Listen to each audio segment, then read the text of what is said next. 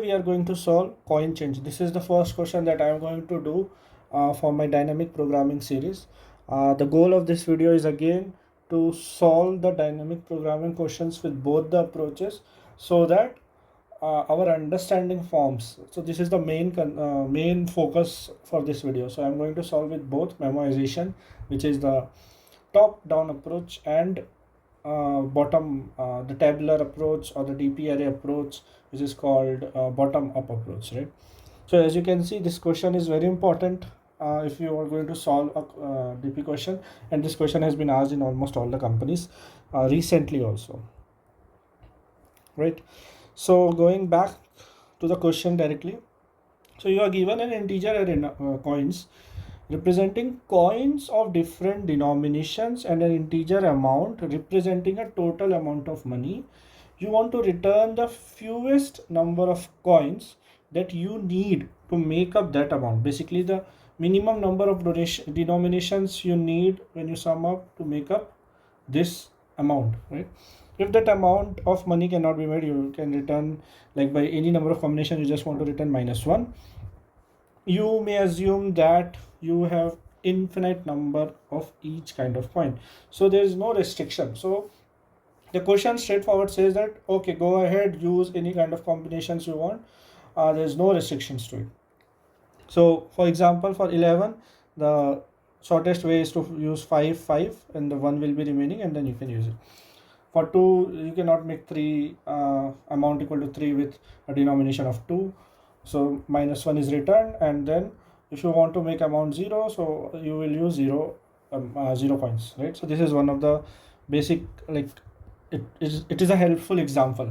That's what I will say now.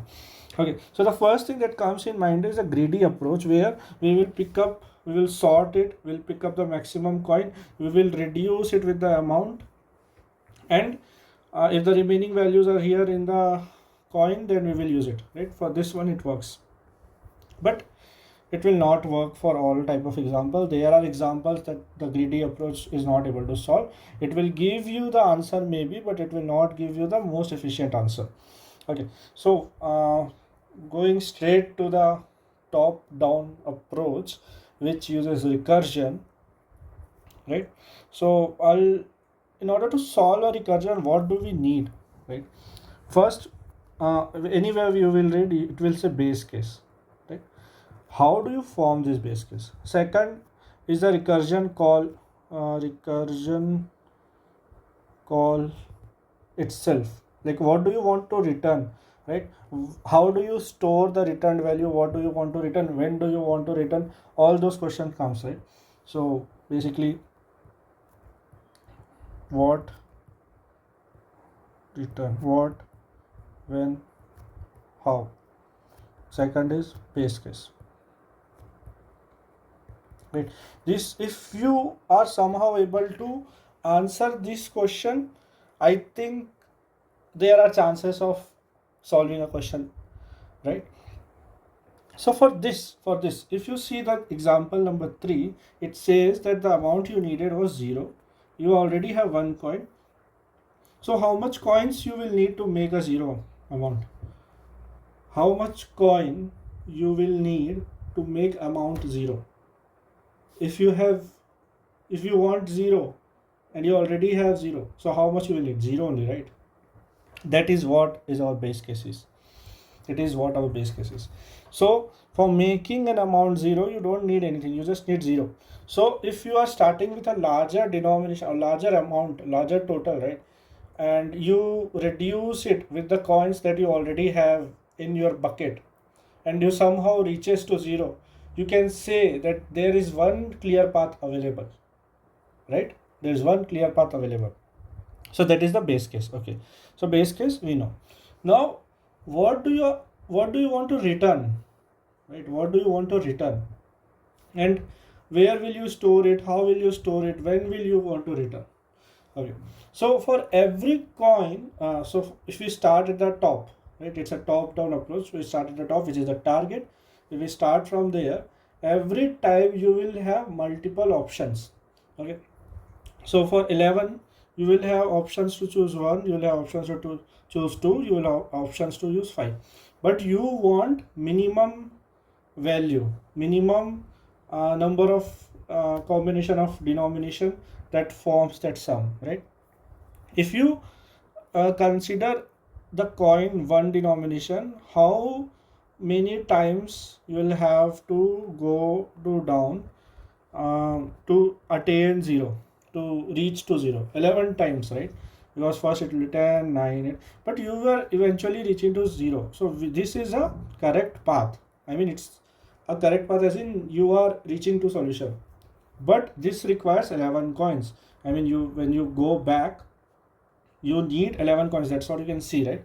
So recursion always go back, go to the bottom, and then returns value. This is the tick, right? So here, if I reach to 0, that means I have one possible thing in my hand. So I'll return 1. I'll return 1, right?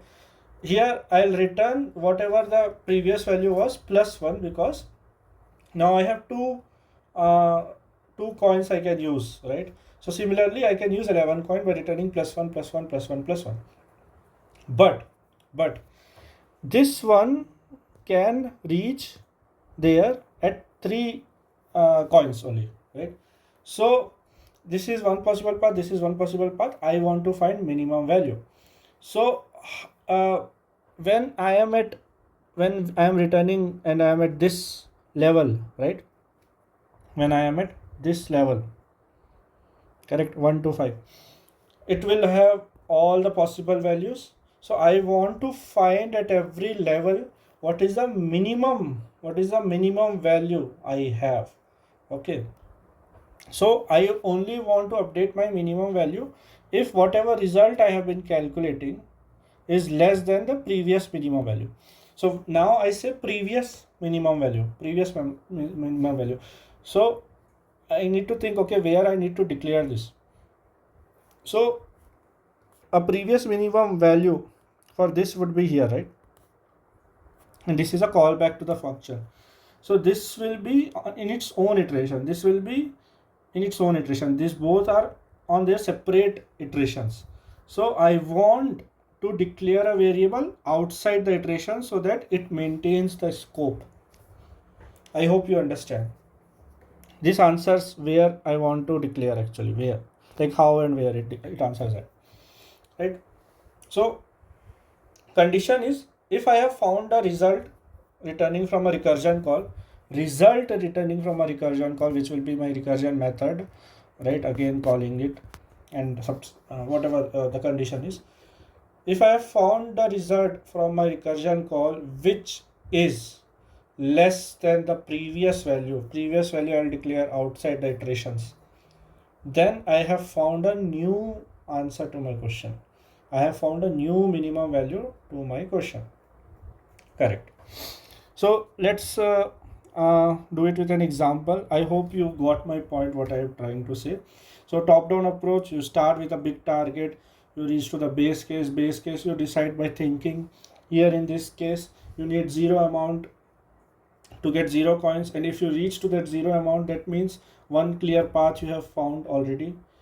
Second thing is, how do you create this return call, recursive call? How do you collect the results so that it is like in scope with the previous result that I answered, where you can declare it outside the for loop.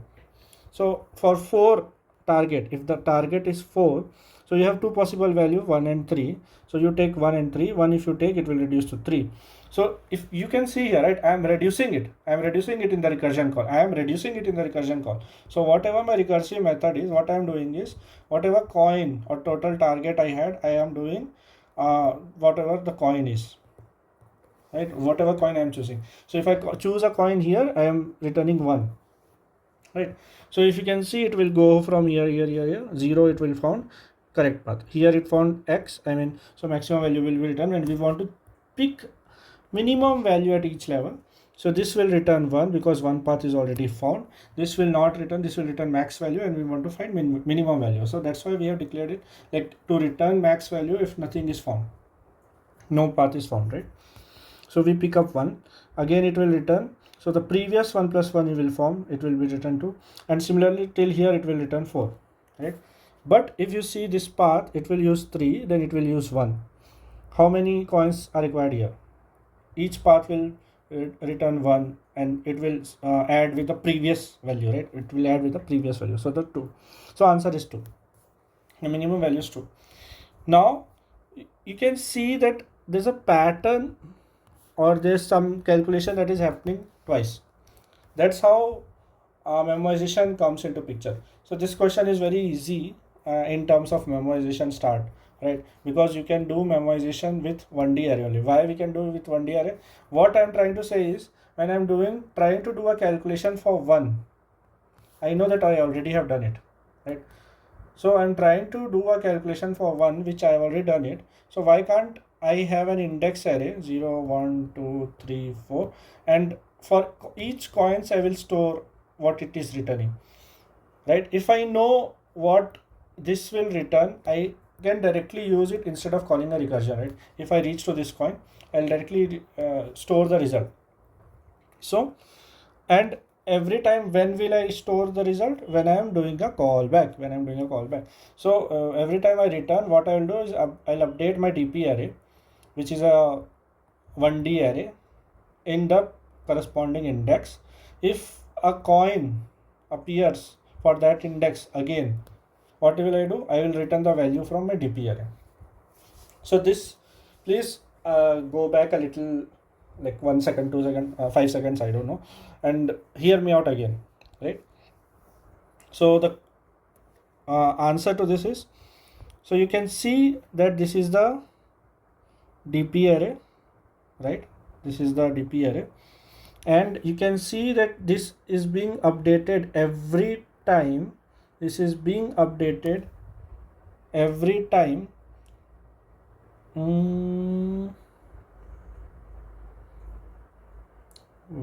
This is being updated every time I found a return value. And also you can see that whatever minimum value I want from the previous, that's why I'm declaring it above the for loop. So what happens is, the base case is remainder equal to 0, it will return 0. If the value or the remainder, remaining amount, not remainder, remainder also, remainder is less than 0, I will return -1, right? And if it is not equal to 0, because I have initialized it with a 0 array, right, then I will populate it, and I will return it, because I have already seen it. What I am doing is, I am initializing it with 0, 0, 0, 0.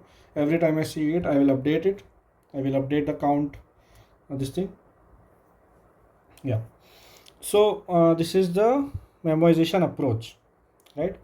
Where I want to declare, fine. Base case, fine. How to get the value from the DP array, fine. Okay. Now, if my minimum is equal to max value, right, then I want to return -1. It's fine. I mean, it's that's a point, right? And otherwise, I want to return min, right? And always I want to return the value from my DP array. So you do a recursive solution, and then you just add a memorization table on top of it, and everywhere where you are returning the minimum value, you just return the DP array after updating it. Okay. Now the second approach comes, which was a little bit more tricky for me, which is the bottom-up approach. So again, now the top-down approach says you start with the maximum value and you drill down to the base case. Here what you do, you start with the base case and you go to the top. In between, you take the best possible value based on a previous value you have already seen. Also, what is the definition of DP? Everywhere you will see is to it's an approach which helps you solve a problem and divide it in sub-arrays. And if you already have a solution for the sub-array, you directly use it. So that's what we are going to do here also. So table approach, for this it's a single table.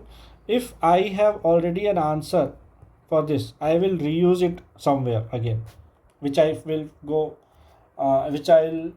eventually find ahead of me. So it goes from small left to right in this TP table, right?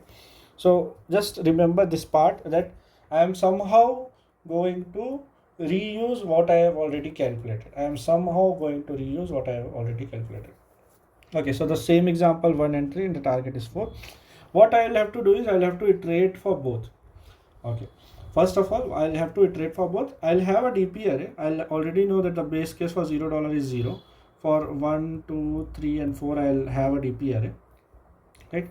And every time I will update this index with a minimum value, right?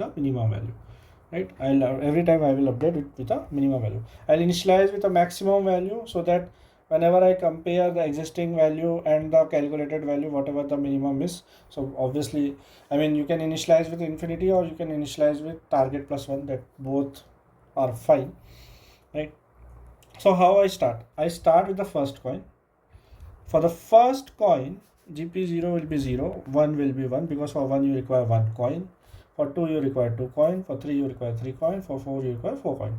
That's what we know. Right, now for the third, I mean for each iteration I am going to do, right, for each coin. So for the element or the coin 3, how will I start? 0 will be 0, 1 cannot achieve, but the minimum already calculated is 1. That's what. So when I do it for a coin which is ahead of a previous coin, I want to consider the previous value calculated as well. That is how DP is here, right? So 1 is the minimum, again 2 is the minimum, it cannot be calculated. 2 is the minimum, because 2 is the minimum. Now for 3, right, 3 for 1 it is already 3, but if I have 3 coins, I want to achieve 3 coin, right? How much coin I need? Right, I need 1, right? But here already for 3 minus 3 if we do, right, I have 3, I need 3. What will be the remaining? It will be the remaining will be 0. 0 is already 0 answer, so I'll just add 1, because this is what I am picking. Again I'll tell, I have coin 3, right, I need 3, then I just want this one coin, right?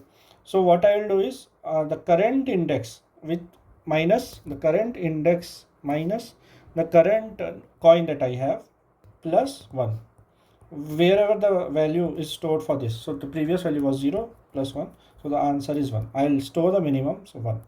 For 4, again same thing, the index is 4, current coin is 3, which is 1 plus 1 is 2. That's how it works, right?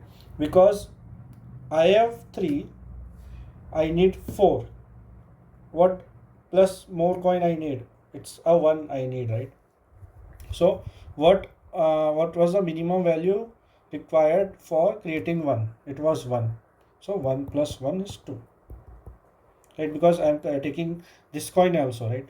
So that's how bottom approach works here, and that's a little bit mind bending. So again I'll tell you, I am at this point, right? I have 3, I'm using this coin 3, right? So if I'm using this coin 3 and I need a denomination 3, what I'll do is I'll check, okay, I need how many coins? Like if I have 3, I need 0 coins, right? I need 0 coins. So for 0 coin, what was the answer? 0. But I'm picking up this one, right? So the picking up this one is the plus 1. Again I need 4, I have a coin of 3, okay, so 4 minus 3 is 1, right? And 1 minimum ways of making 1 is already I have 1, right? And I'm picking the 3 as well, the current 3 as well, so plus 1. So that is the plus 1 here, which was already there in the before approach also, right? That if we have reached to a path, we are picking up that coin, so that is the plus 1 there. So similarly, this is the plus 1 here. You are picking up that possible coin, that is the plus 1 here. Okay, since we consider previous, so the formula, how it comes up, like we want to consider a previously calculated value in an array. How do you find a previously calculated value? Maybe index, Yeah, so that is what index minus current point is what. But there is a condition, right? If a negative, if it comes negative, we don't want to find. We just want to keep whatever it was. Like for 3, these two conditions, these 3 elements will never change. Right? And we started with a base case, which bottom up says. We reach to the top case. So if I have reached to the top, I just want to return that. So for whatever amount I need for that index, I will return, and that will be my answer. Right, and I am using a sub problem which I have already calculated to find the answer of a newer sub problem, like a newer bigger sub problem, I'll say. Right, so it satisfied all the condition, it satisfies all the condition, then that's how you know that this is a DP solution. Right, the question the thing for this is, you have a DP array, you initialize with a maximum amount plus 1, it can be, or infinite it can be. Then you iterate over each coin, then you want to iterate over for each of the amount, and then for each coin you check first that it should be less than I, right? Otherwise there's no point on doing it. If it is less than I, if your coin is like less than, right, that means it will not create a negative index. You want to find the minimum value in both situation, right? The previously calculated one, and also the one that you are going to consider for that coin. The one path where the current coin is being considered. So this is the current coin being considered, index minus current coin. Plus 1 is, if you are really like, you found it, it is the minimum, and you want to pick that, right? So plus 1. So your DP array will have it. The last index will be the amount itself, and whatever value it holds, if that is like greater than amount. Okay, so if the last amount is greater than the total amount, then you cannot find a solution, right? Otherwise you just return the value. So this was the first video for DP. I hope you understood it. I really tried to break down the bottom up approach, why and how bottom up is actually seen in this question, right? Like we started with a 0 case, we went to the top, we used a previous sub problems answer. All those things were checked for this question. So see you in the next video. Thank you.